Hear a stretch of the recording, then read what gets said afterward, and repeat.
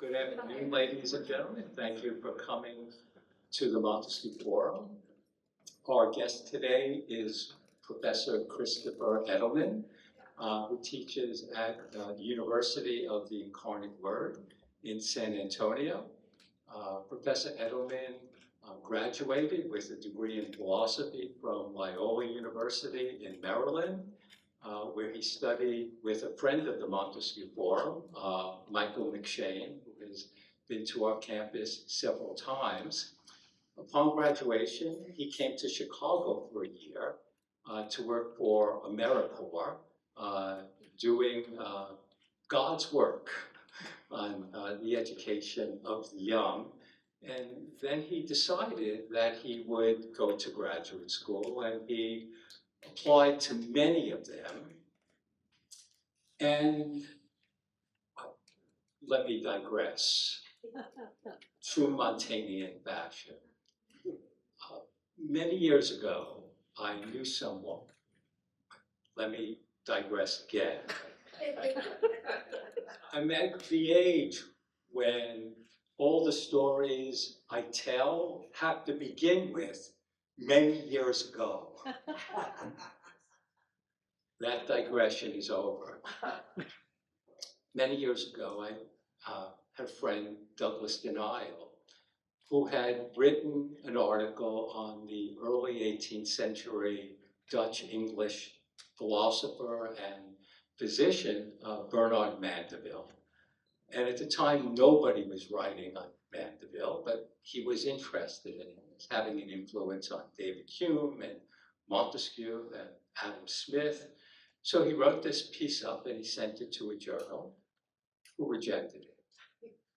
So he sent it to a lesser journal and they rejected it. And he sent it to a lesser journal still and they rejected it. And 5 times it was rejected. And then he decided, why don't I send it to the best journal in the field, the Journal of the History of Philosophy? Thinking, why not? It was accepted. That's the end of the digression.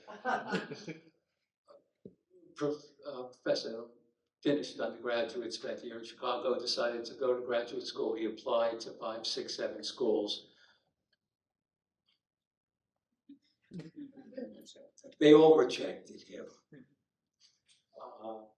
But he didn't give up because it only takes one person, one school, one institution to recognize one's worth. And he wound up getting accepted to what was at the time probably the best university graduate school of philosophy for the history of philosophy, Emory University in Atlanta, Georgia, where he studied with a friend of mine, Ann Hartle, whose life I saved somewhat. This is too long of a digression, but if you asked me this at dinner, I'd be glad to explain it to you. I only feel gratified because if she had died, he wouldn't be here. Professor Edelman works on the 16th century French thinker, Montaigne, one of the greatest reads in the history of literature. He's going to be speaking today on a subject on which he's published many things, Montaigne.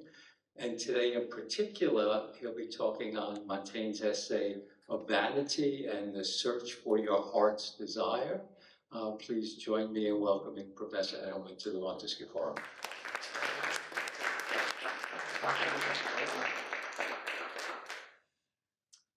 Thank you, Stuart, for that warm welcome. So I should explain that when Stuart invited me to give this talk last fall, he explained that the theme for the honors program this year is in your own backyard. And then he had to explain more because I didn't know what that was. He told me how that comes from The Wizard of Oz. And so I thought Vanity might be a good essay to chapter of the essays to discuss. And I connected to The Wizard of Oz. But then a month or two ago, he informed me that it turns out that Most students have not seen The Wizard of Oz these days. So, with apologies to those of you who have not seen it, I'm going to make a number of references to Dorothy and The Wizard of Oz, and maybe as a result of the conversation we had afterwards, some people will be inspired to check it out for the first time. So, again, if I ever go looking for my heart's desire again, I won't look any further than my own backyard. Because if it isn't there, I never really lost it to begin with.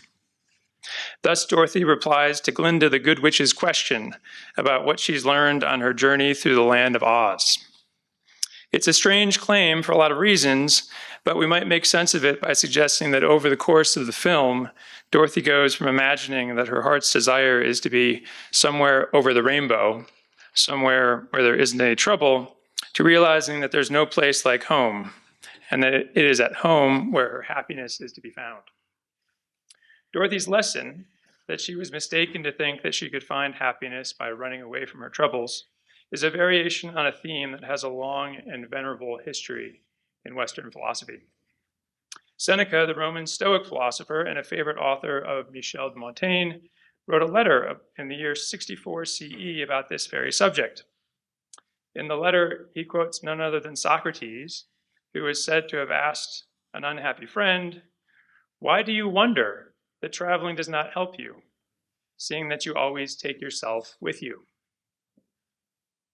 Thus, Seneca counsels his friend Lucilius to seek his heart's desire by reforming his mind rather than changing his location.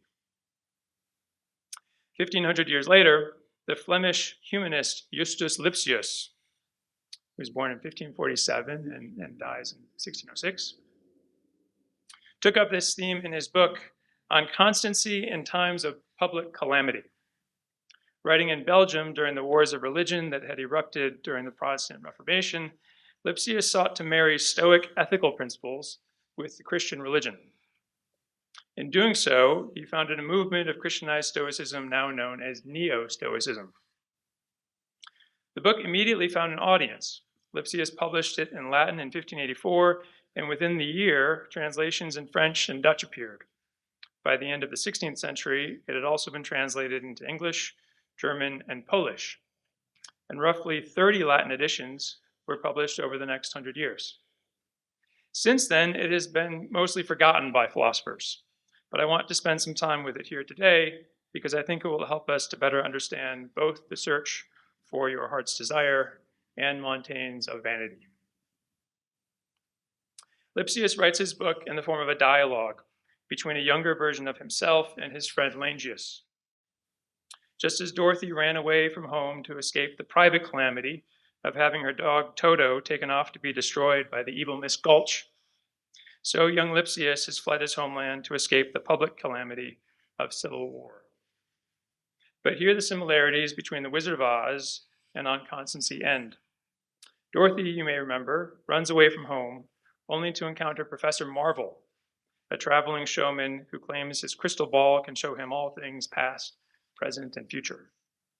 Marvel is, like the Wizard of Oz himself, essentially a good-natured fraud, and he convinces Dorothy that she should return home by pretending to see her distressed Auntie Em in the crystal ball.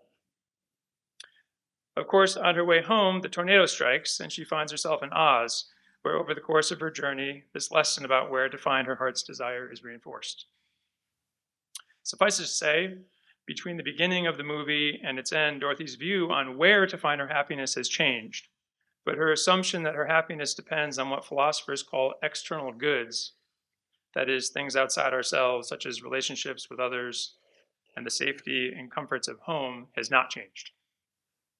Meanwhile, in On Constancy, young Lipsius similarly runs away, so to speak, but he will be taught a different lesson from a different kind of teacher, and by, purportedly at any rate, different means. For his friend Langius is presented as a sage rather than a showman, and he teaches young Lipsius that the problem is not one of where he is, but what he is. Langius tells him, you should transform yourself into a different manner of man, not into a different place. The problem is not a matter of the external political disorder of the region in which he lives, but the internal disorder of his soul.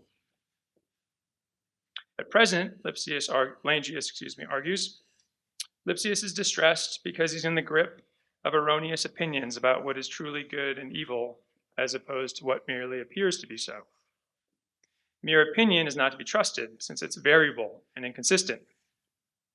Thus, he must put his faith in reason, which is resolute and immovable in good purpose, and doesn't waver back and forth about what is truly good or bad. Using reason, he will come to appreciate that his present suffering comes from himself and his confusion regarding the true value of things.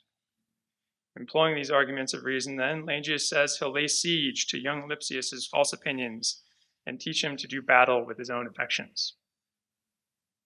In this battle, he must not yield, but rather stand his ground against adversaries such as sorrow for his suffering homeland.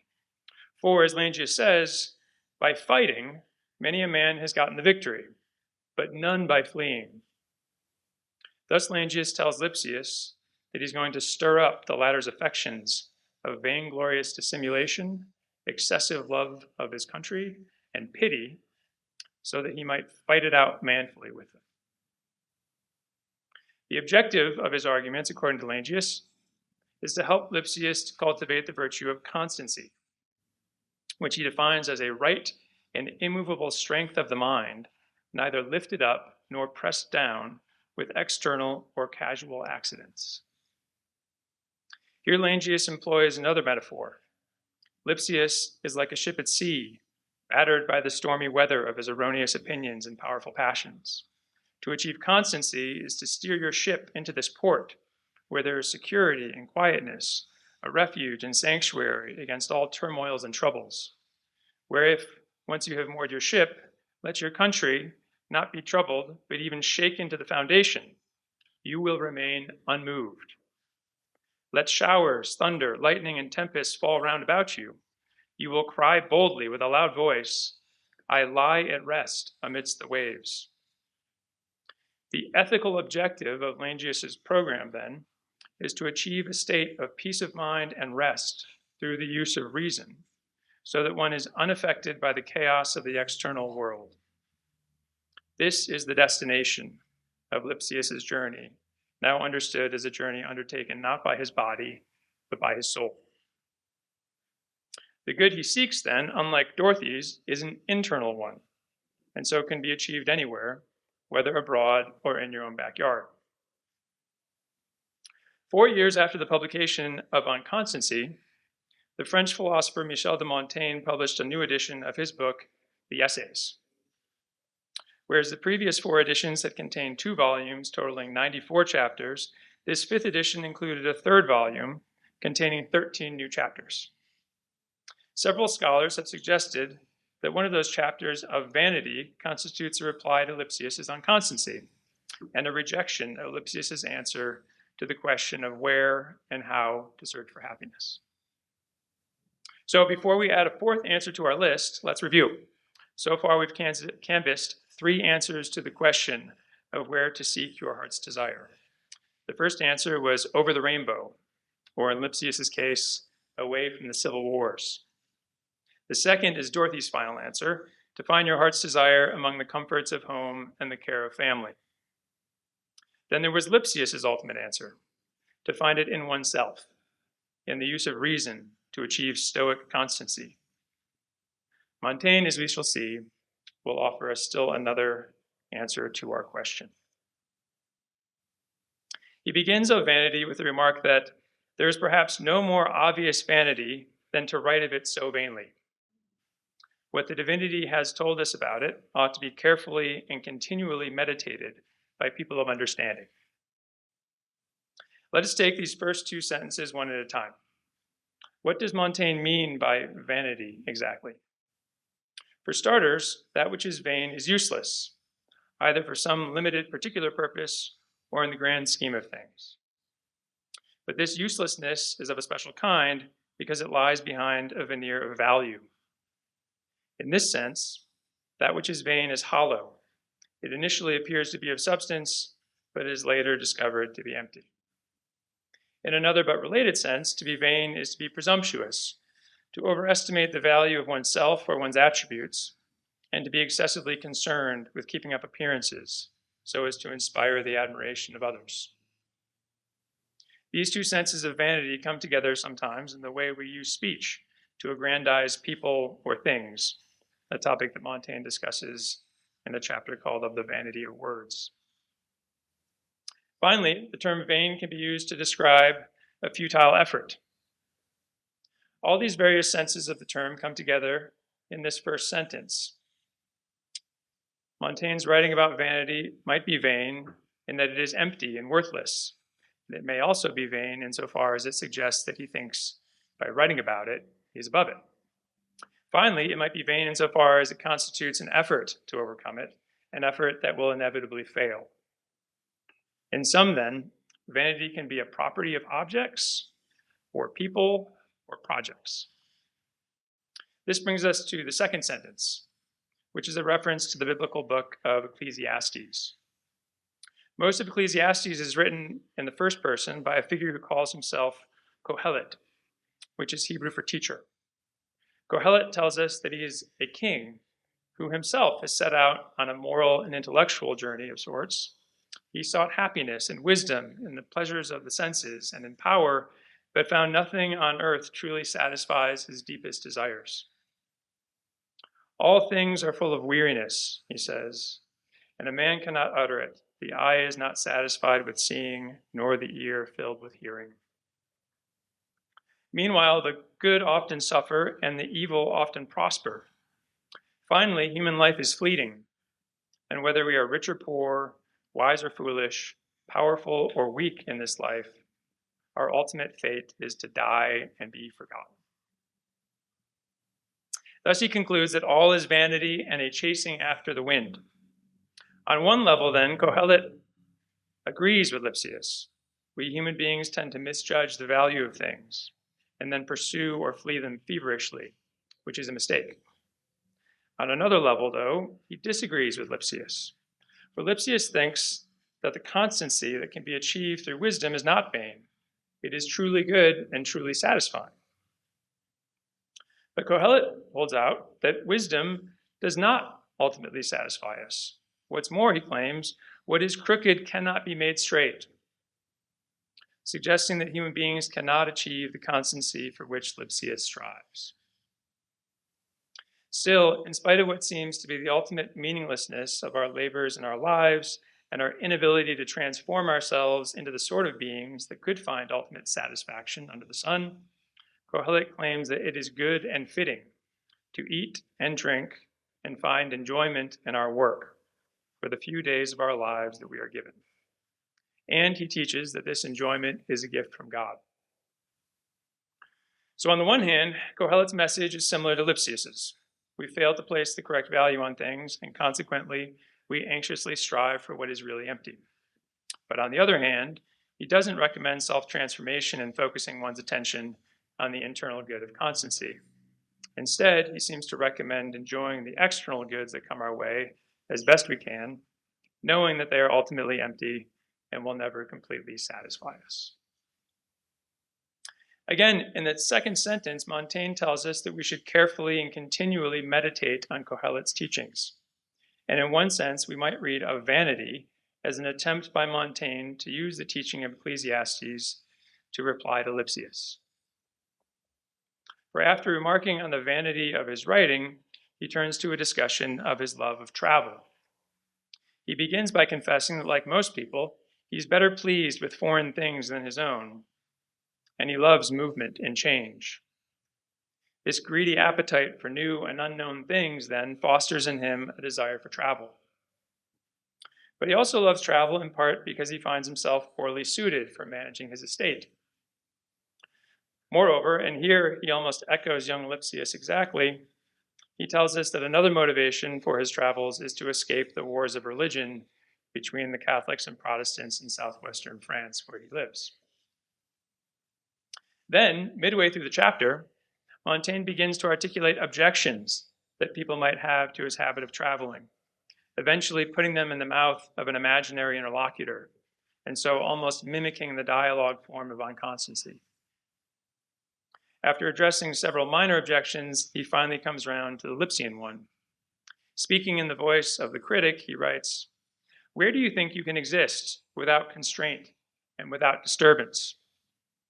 You must come to understand that you're the only one who constrains you, and that you will follow yourself everywhere and be sorry for yourself everywhere.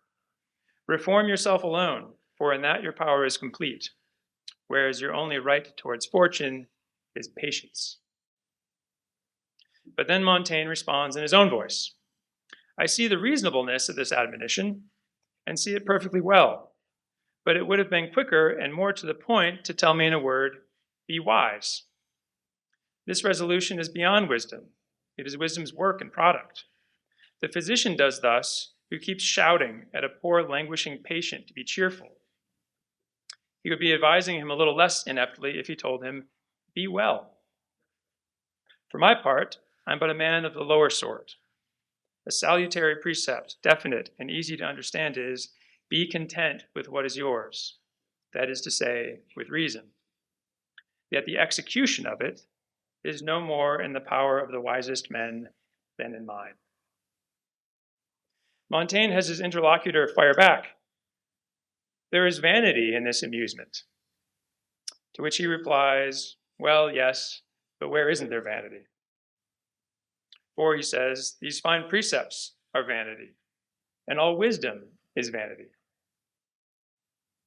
In sum, then, it seems that Montaigne's response to Lipsius' argument that to find happiness one ought to change oneself rather than one's location amounts to, well, yeah, but I can't transform myself to be content with what I have, and I enjoy travel, and I'm always greedy for new sights and experiences, and all pursuits are vain anyway, so I might as well keep traveling. Here we might ask, why, Montaigne, do you think that you cannot transform yourself so as to find contentment with what is yours? Perhaps, after all, you just haven't tried hard enough. But here I think Montaigne offers a disarming reply. He seems to suggest a part of the reason why he can't transform himself is that he does not actually want to transform himself. As he puts it, he is content to enjoy the world without being all wrapped up in it, to live a merely excusable life, which will merely be no burden to myself or others. In the meantime, he seeks only to grow indifferent and relaxed. If you're like me, you don't find this to be the most inspiring answer to the question of how to live. Imagine making this the university's recruitment slogan. Roosevelt University, preparing students to lead excusable lives since 1945. That is the model. I noticed at least the dedication of the university on my way in today. It was that the university was dedicated to the enlightenment of the human spirit. Sounds a lot better. Anyway, perhaps we find the excusable life unsatisfying because our expectations derive from a culture that encourages us to deceive ourselves about our heart's true desires. Montaigne implicitly suggests that most of us, like him, don't actually wish to live up to the public standards of excellence on which we've been raised, or at least that we have other desires that live in tension with the desire for moral excellence.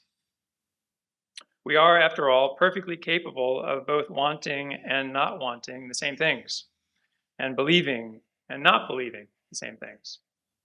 As Montaigne puts it, and of glory, we are, I know not how, double within ourselves, with the result that we do not believe what we believe, and we cannot rid ourselves of what we condemn. Further, he even suggests that perhaps we ought not to lead more than excusable lives, citing Cato, the Roman Stoic and statesman, whose excessive righteousness as a public servant could be said to be, if not unrighteous, at least vain and out of season. Here again, Montaigne follows Kohelet, who tells us that there is a time for everything, both killing and healing, loving and hating, fighting and peacemaking, and who advises readers, do not be righteous overmuch, lest you destroy yourself. Whatever the case may be regarding our desires and the tensions among them, Montaigne has additional reasons for doubting that human beings possess the capacity to achieve Lipsian constancy. His deepest disagreement with Lipsius seems to concern human beings' place in and relation to nature. He writes, "Life is a material and corporeal movement, an action which by its very essence is imperfect and irregular. I apply myself to serving it in its own way." Whereas Lipsius seems to think of the mind as potentially autonomous, capable of achieving a state of impassivity, despite the movements going on in and around the body, which, he says, by the way, belongs to a different and lower order of being. Montaigne, on the other hand, views the mind and body as deeply interconnected with each other and constantly stimulated by the surrounding environment.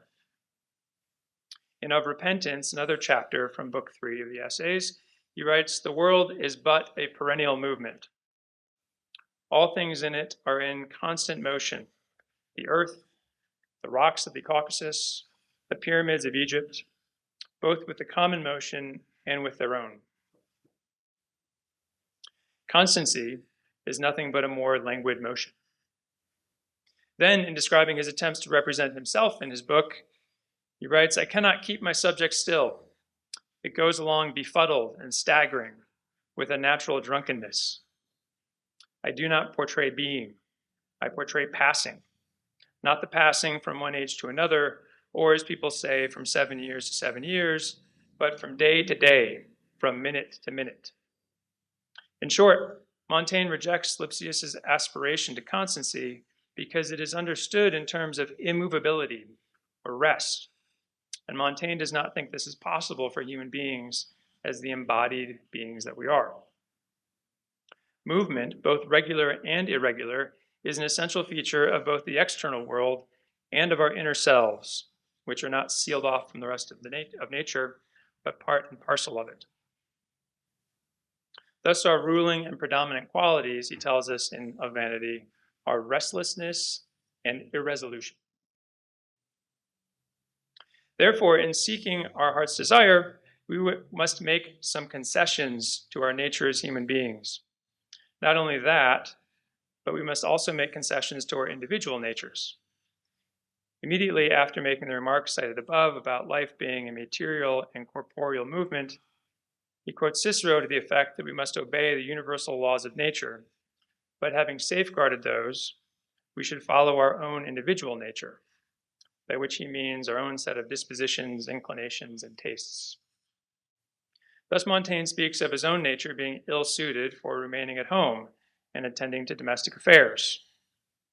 Regarding how he goes about serving his nature as he serves his life, he writes, "I was about to say that I am ill-disposed toward that killjoy reason, and that if those extravagant projects that torment our lives and those wondrously subtle ideas have any truth in them, I consider it too expensive and too inconvenient.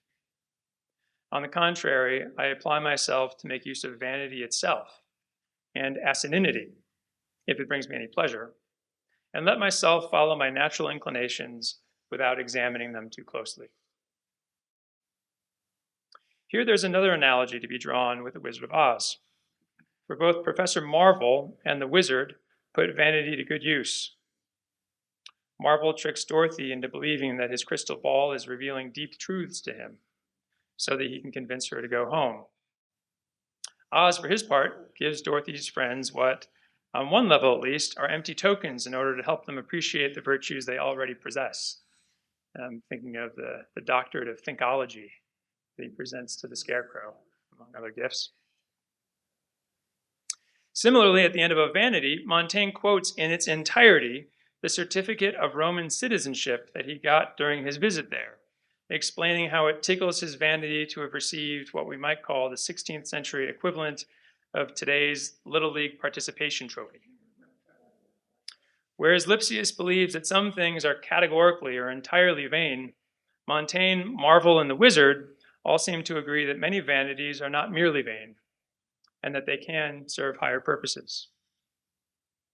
A second way in which he makes use of vanity is that he uses his book to keep himself in line, not wanting to contradict with his behavior the self-portrait that he's offered to the public.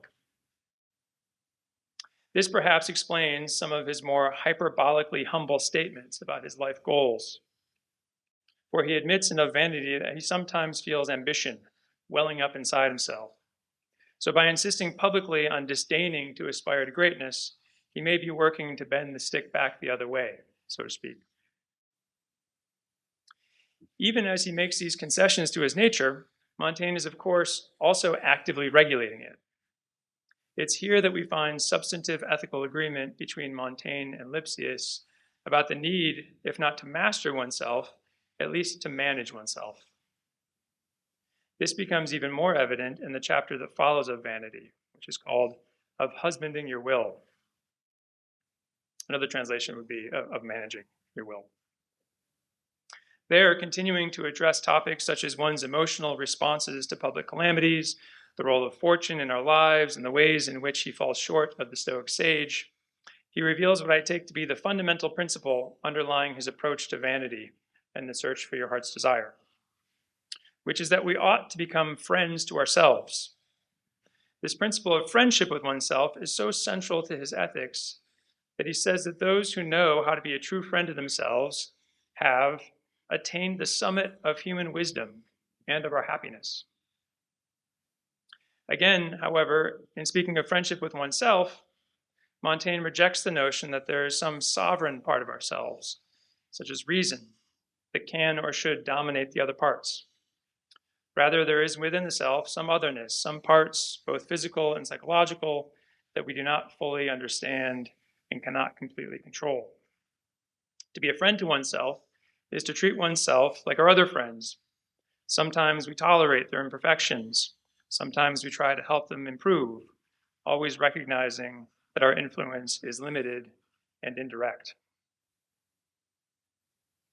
For example, recognizing that while his own nature is less sensitive than many others, but also that he has not attained that noble impassibility of the Stoics, Montaigne takes measures to avoid becoming excessively impassioned and recommends walking with oneself bridle in hand, as though walking a horse that may gallop away at a moment's notice. Sometimes this takes the form of cultivating some measure of detachment from the roles that he plays in public. One way of reading Of Husbanding Your Will is as a defense of his work as mayor of Bordeaux, a post that he held for 2 consecutive terms. Montaigne insists that we must not confuse the accidental roles we play in public with our essential selves. He writes, "Most of our occupations are low comedy. We must play our part dually, but as the part of a borrowed character. Of the mask and appearance we must not make a real essence, nor of what is foreign what is our very own. It is enough to make up our face without making up our heart. The mayor and Montaigne have always been 2, with a very clear separation." Other times, and here he alludes, I think, to inconstancy, it involves fleeing the field of battle, so to speak, as when he gives up games of chance or certain conversations because he finds he cannot avoid losing his temper over them. He then acknowledges that some wise men have taken another way and tried to tackle their weaknesses head on. But, he writes, "Let us not tackle these examples. We would not come up to them. These men obstinately determined to see resolutely and without perturbation the ruin of their country, which possessed and commanded their entire will. For our common souls, there is too much effort and harshness in that. We little men must flee the storm from further away. We must try to avoid feeling it, not to endure it, and dodge the blows we cannot parry." Thus, whereas Lipsius argues that public calamities are sent by God to exercise and test us, and that we should in some sense welcome them for these purposes, Montaigne quotes the Christian prayer known as the Our Father, which asks God not to lead us into temptation. So as he says, we do not pray that our reason may not be combated and overcome by concupiscence, but that it may not even be tested by it. But again, that which we cannot avoid, we must try to harness and redirect to a good end. Thus, in Of Husbanding Your Will, he acknowledges the presence of ambition in himself once again and tries to channel it productively by combining it with his vanity. He writes, "Since we will not do so out of conscience, at least out of ambition, let us reject ambition. Let us disdain this base and beggarly hunger for renown and honor that makes us grovel for it before all sorts of people." What is the goal of the good use to which we put our vices? Montaigne answers this question in the course of his back and forth with his imaginary interlocutor in Of Vanity. The critic protests that given Montaigne's age, if you take a long journey away from home, you may never return. Montaigne writes, "What do I care?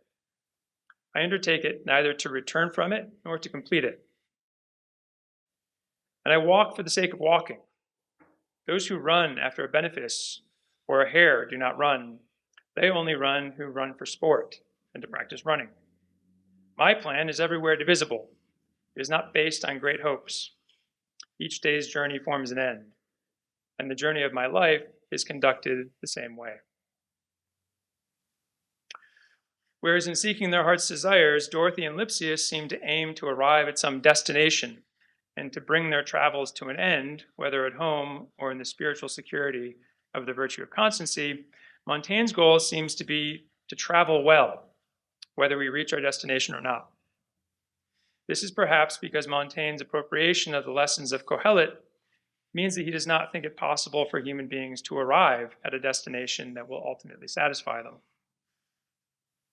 As what may look like a second best, then, his goal is to learn how to manage his movements, which he would argue is appropriate for the kind of animal he is, one whose dominant qualities are restlessness and irresolution, who is by nature always on the move. Montaigne seems to define traveling well through this life in terms of enjoyment. On the last page of his book, he writes, "It is an absolute perfection and virtually divine to know how to enjoy our being rightfully. We seek other conditions because we do not understand the use of our own." Here again, he seems to echo Kohelet, who encourages us to enjoy what we can despite the ultimate vanity of our lives. But there's also an important difference between them, for Montaigne emphasizes the moral dimension of the enjoyment of our being in a way that Kohelet does not. To be a friend to oneself, Montaigne tells us, one must be a friend to others. For the social animals that we are, the two are inseparable, and we will better perform our duties to others to the extent that we've learned how to manage ourselves. Nor is he insisting that life is all about the journey, not the destination. For part of accepting those limits seems to involve allowing oneself to set his sights on destinations, vain as they are. On the final page of Of Vanity, he writes, "If others examine themselves attentively as I do, they would find themselves, as I do, full of inanity and nonsense. Get rid of it I cannot without getting rid of myself. We are all steeped in it, one as much as the other. But those who are aware of it are a little better off, though I don't know." So he won't pretend not to care about achieving honors or arriving at Rome, and he won't try to transform his judgment to the point that he sees these things as indifferent. From one angle, they certainly are vain, yes, but from another, they satisfy urges that belong to him and give him pleasures that are in keeping with the vain animal that he is, and therefore he is justified in pursuing them, bridle in hand. In the end, he seems to see the fact that he contains this vanity within himself as providential. He writes, "This common attitude and habit of looking elsewhere than at ourselves has been very useful for our own business. We are an object that fills us with discontent. We see nothing in us but misery and vanity. In order not to dishearten us, nature has very appropriately thrown the action of our vision outward. Look, says everyone, at the movement of the heavens. Look at the public. Look at that man's quarrel. In short, always look high and low, or to one side, or in front, or behind you." Thus he goes on to conclude the chapter with the argument that the famous command inscribed on the temple of Apollo at Delphi to know thyself was a paradoxical one. insofar as it commands us to focus our attention inward. I take it that a command is paradoxical when it commands us to do something that we can't do or that will cause us to do the opposite. So it is in Montaigne's case. He has looked inward and found vanity there, and recognized that it is folly to try to eliminate that vanity. This insight leads him to look back outward again and focus his attention from time to time on vain delights, such as his certificate of Roman citizenship. But again, knowing how to enjoy his being rightfully, he knows that he must keep moving and move back again to recognizing the vanity of his pleasure. This intellectual movement, back and forth, alternating between reflection and immersion in life's activities, is an important part of how Montaigne seeks his heart's desire. Having written this extraordinary chapter of his extraordinary book, it is time for him to perform this movement once again, to keep himself in line. Thus he concludes of vanity in what he imagines is the voice of Apollo speaking to human beings. It is always vanity for you, within and without, but it is less vanity when it is less extensive. Except for you, O man, each thing studies itself first, and, according to its needs, has limits to its labors and desires. There is not a single thing as empty and needy as you, who embrace the universe. You are the investigator without knowledge, the magistrate without jurisdiction, and all in all, the fool of the farce. Thank you.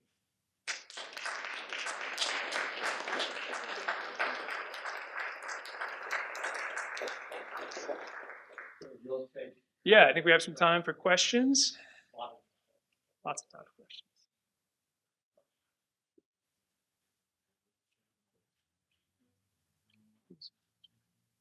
So it sounds like there are no factors in one's head. There's nothing worth,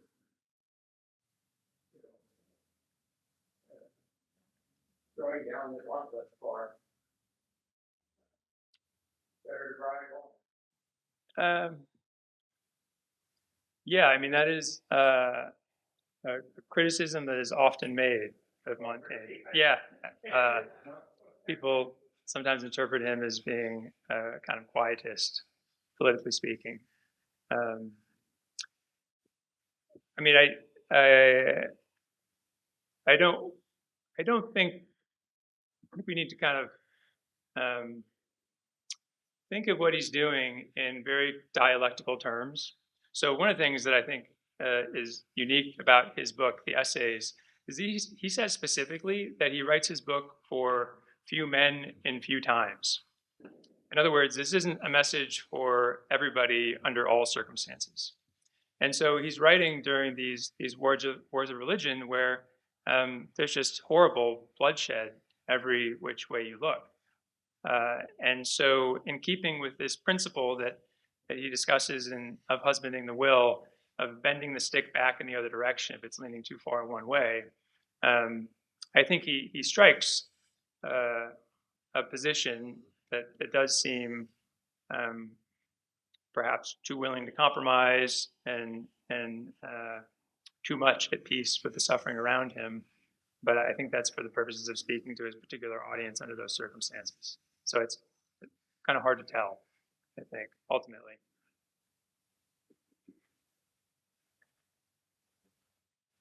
In the essay, there are hints towards empathy towards others that he makes. What do you think the role of empathy is in attaining self-knowledge and becoming less vague? That's a great question. So one place to start is to look at the essay of cruelty,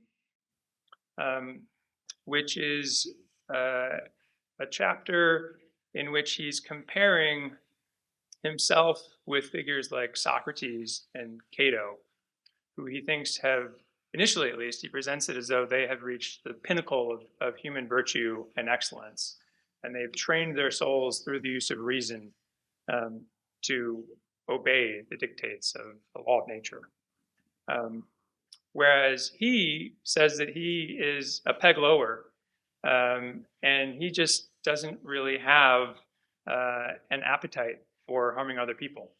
So he's just kind of innocent, and he's not sure why, whether it's from birth or the way he was raised, but he's just kind of naturally good. And he's also naturally quite sensitive to the suffering of others. He talks about not being able to bear to see a chicken having its head wrung, its neck wrung. So this is another complicated issue in understanding Montaigne and the essays.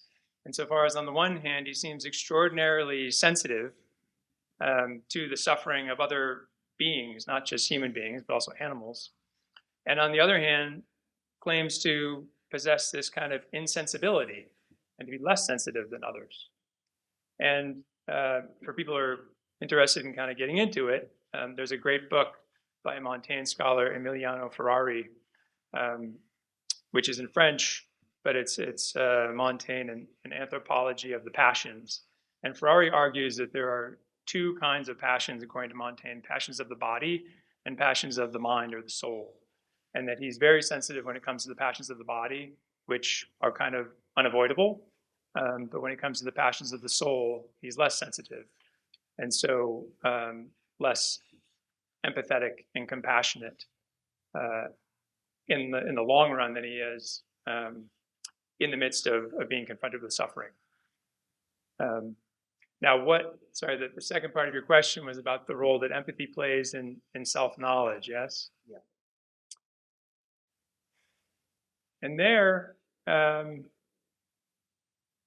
think certainly one theme that comes out very strongly throughout the essays is human vulnerability. And this, it's hard to imagine him being so sensitive to human vulnerability without that being tied to his capacity for empathy.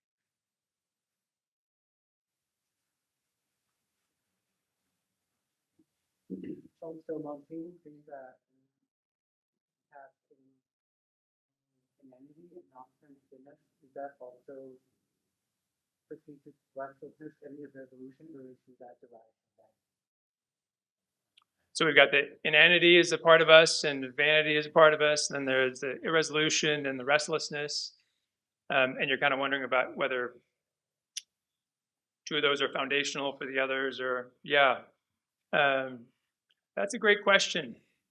And I don't know that it really comes out clearly whether kind of what is at the root of things for Montaigne. He's I think notoriously reluctant to try to establish what underlies what, or what is more essential and what is merely accidental. So that's a good question. But yeah, I don't think I can do much with it.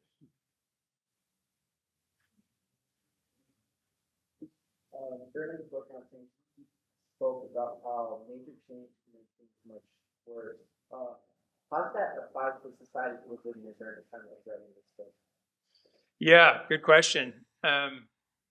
So there are a number of places where he kind of proclaims himself an enemy to change, especially political change.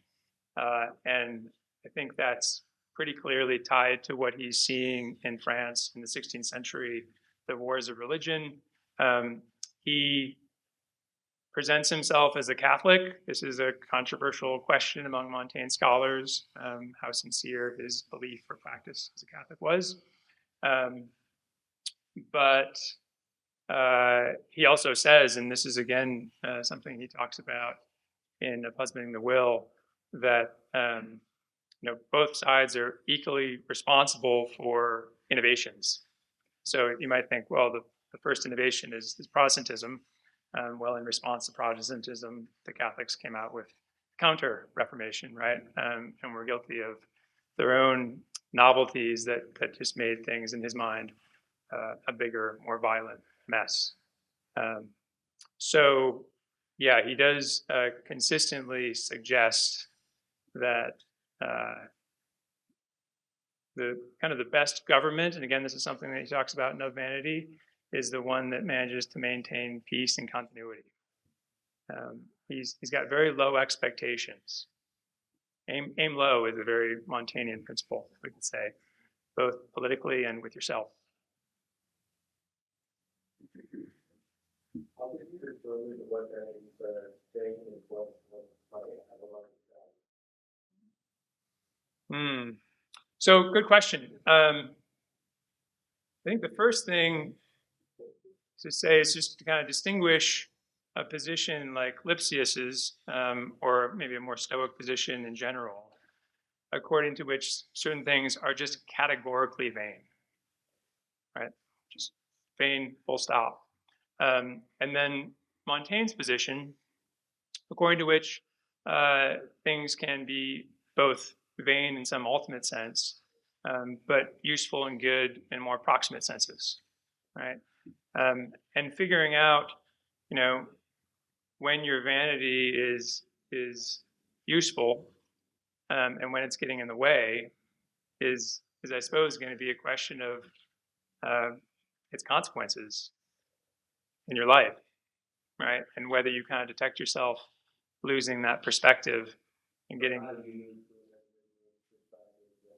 what they might want to record if they were a biblical individual, that would help them with vanity, fame, and with what might have, how kind of what is value in a certain environment, something like that.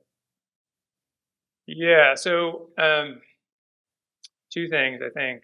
One is that I don't think that Montaigne is necessarily going to say that you are the only one who can determine whether something is purely vain for you, right? To go back to the whole friendship thing, right? I think he thinks that we can tell our friends. In fact, he says this is one of the most important duties of friendship, is to speak truth to your friends when you see them acting in ways that are just merely vain, right? So I don't think he thinks it's kind of just in the eye of the beholder for the individual. With respect to the question of sort of biblical standards, I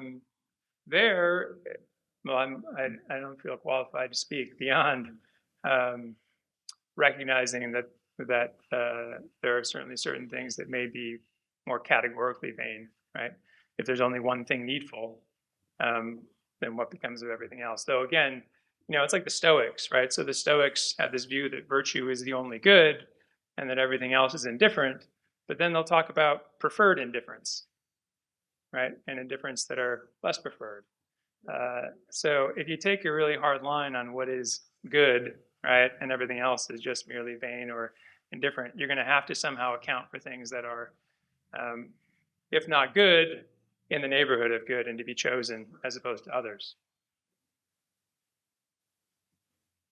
When you intentionally talked about how he hates age and sex people and brother not being able to retrieve something from the free, is this because it has to do with vanity or is it because of responsibility or That's super interesting. I never thought of those passages in connection with vanity, but it certainly makes sense to think that those who had the power to bestow those sorts of favors would probably take a vain pleasure in being that person, right? I think one of the things that Montaigne prioritizes in his life and desperately wants is freedom. And so he sees owing these debts of patronage as a real threat to that freedom.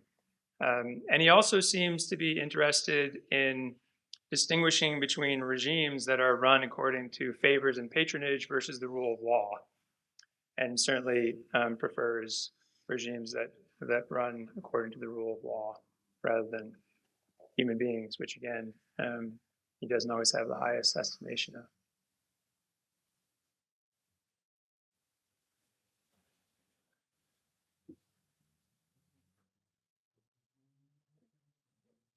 His chateau is the room that served as his library. And were these, wooden joists open the roof up, in which he inscribed on these Wood Joyce's his favorite quotations from Greek and Latin authors. And one of these quotations comes famously from Terence, that nothing human is alien to me. Mm-hmm. And it looks as if your discussion of vanity, reading the chapter, is predicated upon that there's something profoundly, essentially human about these things. So that would lead to several questions. One of which came up in our class in reading is, what's so human about that? Why is it so, if not universal, pretty common? Secondly, is vanity a vice? If it's a vice, is it what we call the ordinary vice, the little vice, or is it a big vice? I think I'm up to 4. Is vanity a virtue? If one is going to embrace it in part, if by virtue one means excellence in living, is it not that? And finally, if we have an individual who is in no way, shape, or form vain, is that either a vice? Is it a problem? Does it threaten living a good life?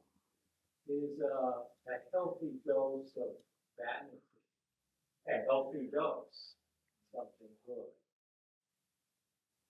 Okay. And just one more thing. This is only part of one question. Yeah, part of one question. It looks to me as if vanity admits of degrees, more or less. Yeah. And however, I think one thinks about virtue and vice and its contribution to a good life. Maybe there's, let's call them a line that's above all interest. Is that it? You got to now you Back to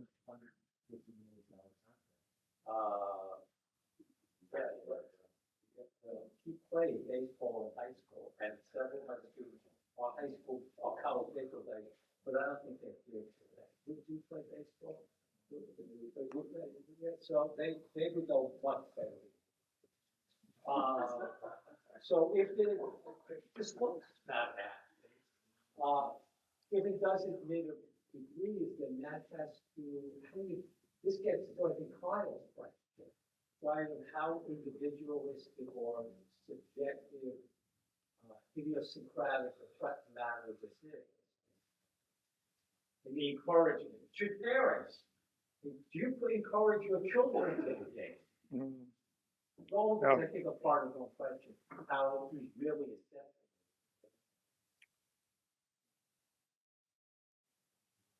okay. Count 6 questions. You'll get the honor So- in a week.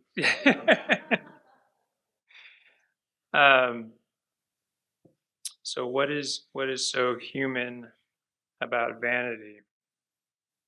Well, yeah, I mean, I think we got to remember our 3 ways in which things can be vain, right?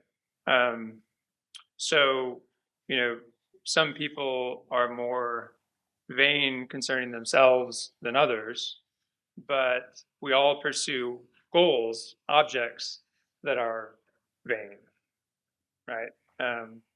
So, and then there's the question about ultimate satisfaction, right? So we had objects or goods that can appear to be substantial but are really vain, and then people vain about themselves, and then projects or attempts to achieve things that are in vain, futile. I think Montaigne, with Kohelet, is going to say that when it comes to number 3, there is something human about undertaking projects that will not ultimately satisfy us. And part of that, I think, is just that because we're rational and because we can always stand back and look at what we've done and ask that, so what? Right? I mean, you imagine Kohelet is disturbed by the fact that there's nothing new under the sun. It's just the same damn thing over and over again. And that it's finite. But you imagine immortal life and it being infinite, and you can imagine asking that same question, right? What's the point of that? What's so good about that?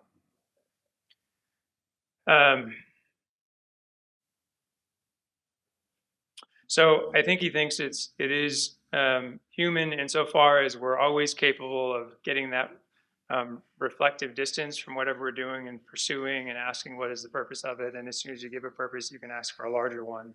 That is always going to be, that is a very integral to the human condition, that part. And that we are constantly pursuing goals, goods, and ends that are in certain respects vain and silly and asinine. I think he also thinks that is, especially as the social animals that we are, we're going to get caught up in a lot of that.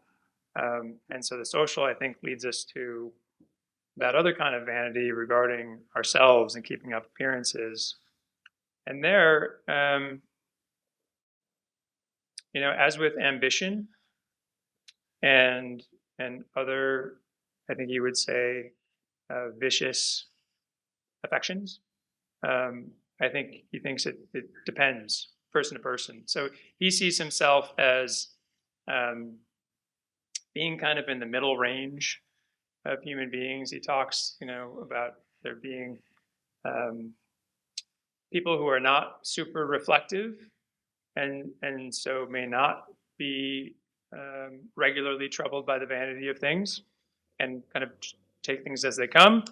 And then he suggests that there's a rank of human beings who can kind of figure it out intellectually and lead these extraordinary lives. And then there's him in the middle where he's kind of too reflective to just take things as they come, but not smart enough or talented enough to reach the summit of human wisdom. And he's kind of stuck. But not everybody is. And so similarly, I think, I don't think he says explicitly anywhere, some people are more vain than others. It's entirely consistent with his understanding of human beings that there are going to be some who struggle with this more than others.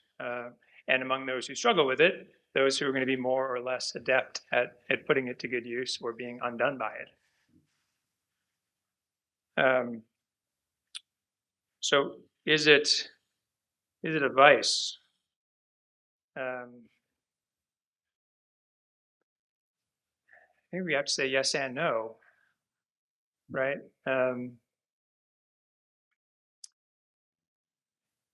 Certainly, it is a form of folly, of misjudging the real value of things, or failing to ask that further higher order reflective question about the purpose of what you're doing. And yet also, it partly makes the world go round. So, as usual with Montaigne, I think it's a both and, depending on the role that it's actually playing in a particular person's life and how adept they are at moving back and forth from it, right? Some people are just going to sit and admire their certificate of Roman citizenship without ever laughing at themselves. And so now that's a real vice, right? But I don't think he thinks there's a whole lot of harm in enjoying it and then laughing at yourself. Where am I? Someone who wasn't vain. I think, again, in the sense of vain about themselves, is that an obstacle to the good life? You got something on this? Yeah. Will vanity be a person's downfall? Is it necessary for development in a person's life? So if someone did have vanity, is it that good anyway? Good. Yeah, I think this relates to Professor Warner's question about degrees, right? So I don't think we need to say that any form of self-regard is vanity, right? I think there has to be some sort of Mendoza line where your self-regard reaches a pitch that is now considered vanity. Because yeah, you're entirely right, right? As social animals, part of what we need to do to lead good and meaningful lives is recognize how we are fitting into the larger community, and that's partly a matter of understanding how others are interpreting what we do and wanting to please them.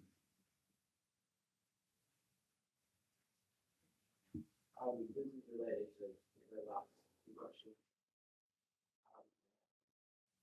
And I don't know, phrase exactly myself, but the matter of how we Aristotle, very grateful. I was going to ask a question on Schlag, but that's one to do it. So, I think it's great. I think the mainland study is kind of and first of all, obviously, and so comparing, and considering the other content, the short one, or even the right one, and they all mention at some point vanity, and certainly, as you mentioned, that's very and those autobiographies, they acknowledge that there's some sort of vain and judgment that nonetheless they see themselves as humans. So,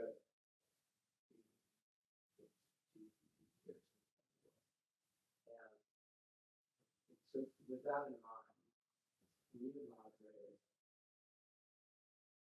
how vanity might be understood as some kind of self and related ties to the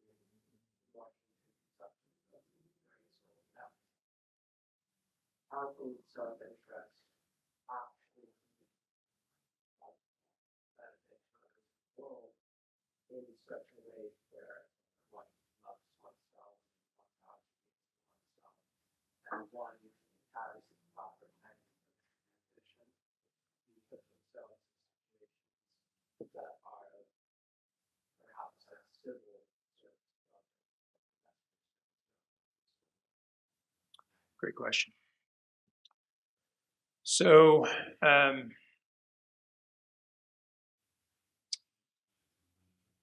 start with you mentioned ambition and vanity, which I think two are connected. Montaigne sees the two as connected. He talks in of vanity about Cato as a case of a kind of righteousness or virtue that might have been vain or out of season, as he puts it, insofar as I think he thinks there's no way we can pursue virtue without being conscious of the fact and wanting others to recognize that we're doing it, right? And that's going to, in some cases, be connected to ambition, which he thinks is okay or excusable for some people. So he's willing to excuse ambition in great-souled human beings, but he thinks the rest of us, little soulets, he calls us, ought to avoid ambition, given the fact that we're not capable of being great and a leader. And he's also, willing to recognize that we all have roles to play, especially politically, and that if you are a public servant, you're going to have to get your hands dirty, and that is excusable in a way for a public servant, in a way that it isn't necessarily for a private person. So, yeah, I think he recognizes that vanity and ambition can be put to good public uses by certain people. Now I'm losing the last part of your question.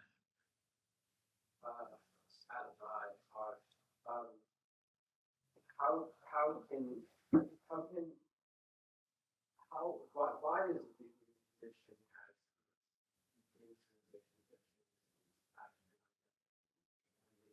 oftentimes but it still seems off route.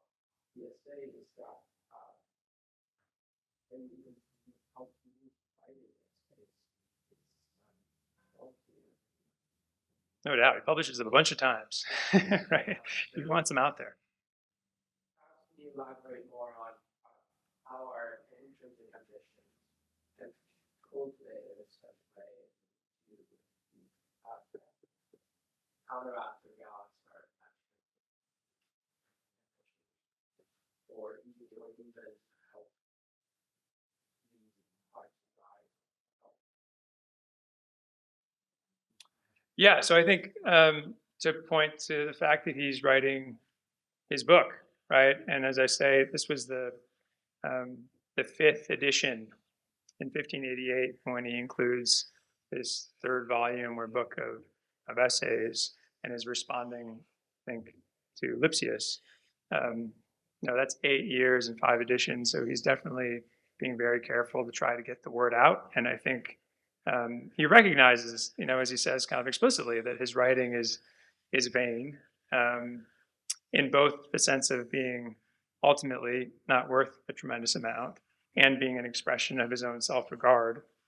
But I think finally, I think he does think that it could, for some readers, again, he doesn't think it's necessarily going to be helpful to everyone, be useful.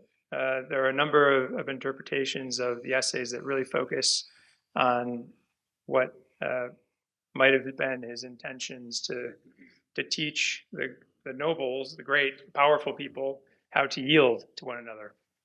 Because, of course, that was precisely what they weren't doing in the wars of religion. And I think that's a perfectly plausible interpretation. And I think simultaneously, he's also trying to teach individuals, including himself, how to yield to ourselves. Because the two are related. He has a few pages of Vanity where he talks about politics and is very critical of ancient political philosophers trying to build their castles in the air. What is the best regime? And says, look, you got to take human beings as we are. And as we are, you don't stand a chance to create the beautiful city of the Republic. Same goes for managing ourselves, right? There's an analogy between what he thinks is possible politically and what he thinks is possible ethically. Following that, then could you consider that as performance? Say more what you mean by that, by performance. It's interesting. Performing for, I guess, like society, how human beings and people who very much for performance for everybody else, and sometimes it's more in me.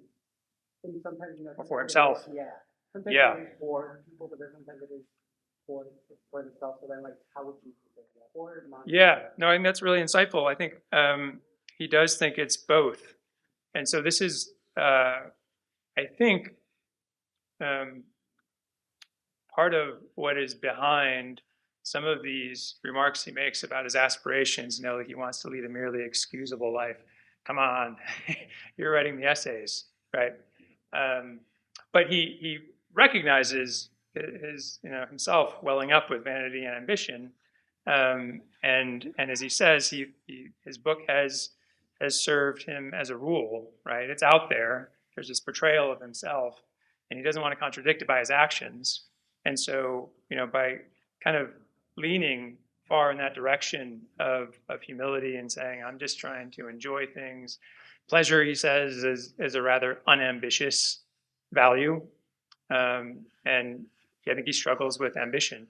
So I think there is an element of performance both for others and performance for himself to try to, again, manage his unruly being.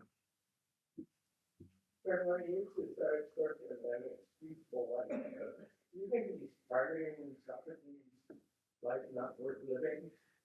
That sounds like, I'm guessing to the question Socrates is asking. Yeah, I don't think, if Socrates really thinks the unexamined life is not worth living, I don't think Montaigne's going to agree to that.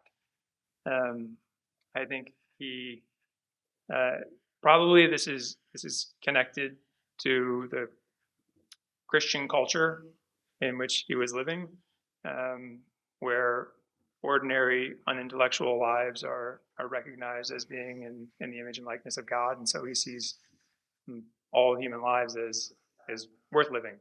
And he does oftentimes in the essays argue for the goodness of just life as opposed to excellence.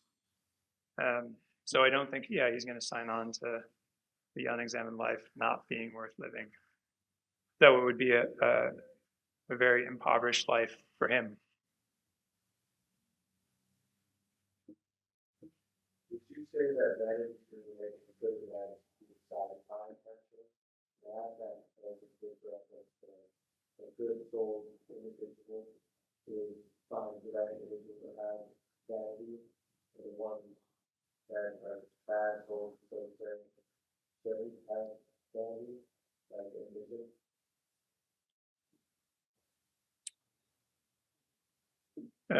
So Do you think it's all based off of intention, whether the vanity is good or bad?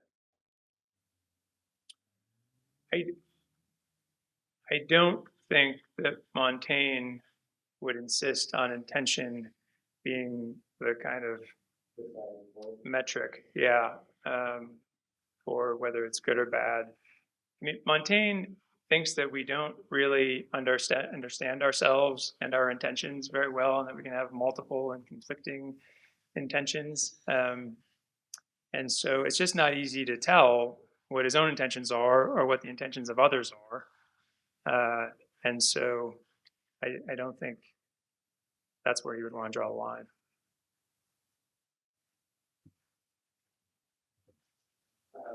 Sorry, Brian Potter again. Is Montaigne living right at the time of religious fanaticism? But we live now in time, like this hard of heart, that self-knowledge, theory, where, and at a time where our religion acknowledges the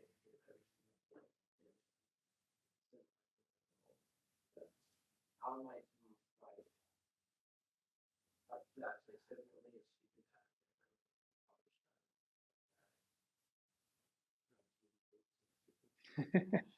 Yeah, that's a great question. I think whereas in the essays as written, we're constantly being encouraged to just kind of focus on ourselves and enjoy the little pleasures that life has to offer us. I think today, where many of us seem to have learned that lesson perhaps all too well, he might push back in the other direction. And so maybe try to redirect some of our attention towards civic mindedness and moral excellence.